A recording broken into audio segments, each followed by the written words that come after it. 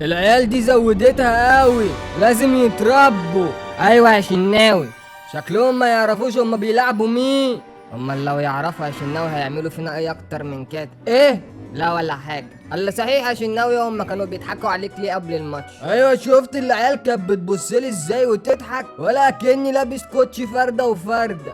هو انت فعلا ما كنتش لابس كوتشي فرده وفرده؟ ايه بس حاجه غريبه، اصل لو مش كده يبقى هما بيستغفلونا وبيستهزئوا بينا. انت هتسكت يا شناوي على اللي بيحصل ده؟ لو انت هتسكت انا مش هسكت. احنا لازم نوقف العيال دي عند حدها ونعلمهم درس ما ينسوهوش طول عمرهم. على حق يا شناوي وانا معاك.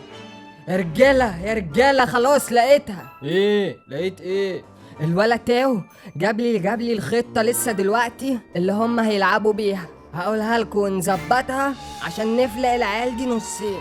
بقى تاو هو اللي جاب لك الخطه بتاعتهم؟ ايوه يا شناوي. طب ربنا يستر وما يكونش بيستغفلك انت. لا عيب عليك يا شناوي، اسمع بس. قال لي ان هم بيلعبوا بفكر غريب كده. فكر غريب ازاي يعني؟ استنى بس يا امان كمل. قال لي ان هم عملوا نفسهم فرحانين بالواحد صفر بس عشان يجوا هنا يستغلوا واحنا بنهجم عليهم ويقوموا جايبين فينا 5 تاني. ايه لا، ده العيال دي شاطحه بدماغها بعيد قوي. 5 تاني ليه؟ ده كده فترة. ثواني بس، 5 وانا موجود؟ ده ما حصلتش في تاريخي كله. انت قلت لهم ان انا معاكم في الفرقه يا قفوش؟ انا جاي افكر معاكم يا رجاله، عشان لو حصل كده هتبقى نهايتنا كلنا. هنفكر بهدوء ومش هنستعجل. يا جدعان ما تكبروش الموضوع، انا موجود، يعني اعتبروا نفسكم كسبتوا خلاص. يا عم اسكت، انت مين قالك ان انت هتلعب اصلا؟ ايوه ما انا اتصالحت مع كولر. ازاي يا امام؟ ايه اللي حصل؟ لقيته جاي مرة واحدة كده يقول لي انت بتتدلع في التمرين ومش عايز تلعب. قعدت هاوده ولما ساق فيها قلت له لا انا مش قلة، ده انا بسماعة التليفون كده اخلي بتوع الزمالك يحفوا ورايا تاني. وقال لك ايه؟ مفيش، قعد يتمتم كده ويبرتم كده في سره.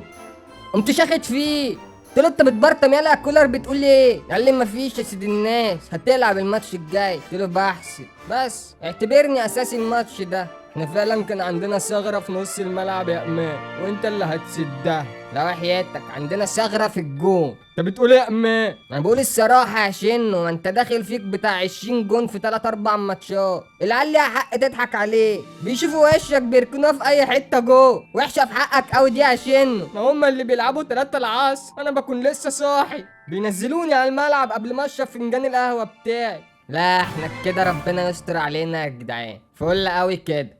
اقابلكوا في الماتش. انا كنت شاكك فيك يالا. ليه بس شاكك فيا ليه؟ انت عميل معاهم، تلاقيك كمان سربت لهم خطتنا. انا قفوش؟ ايوه انت يا جدع، عيب، ده انت صاحبي وحبيبي، ومش بعيد كمان تكون متفق معاهم وبتتأمر علينا في الماتش ده كده يا قفوش. ده انتوا في اخر 5 خدتوهم منهم، كنت انا اللي جايب الجونين، ما طلعتكوش ب5 نضيفة كده. انت عارف كلام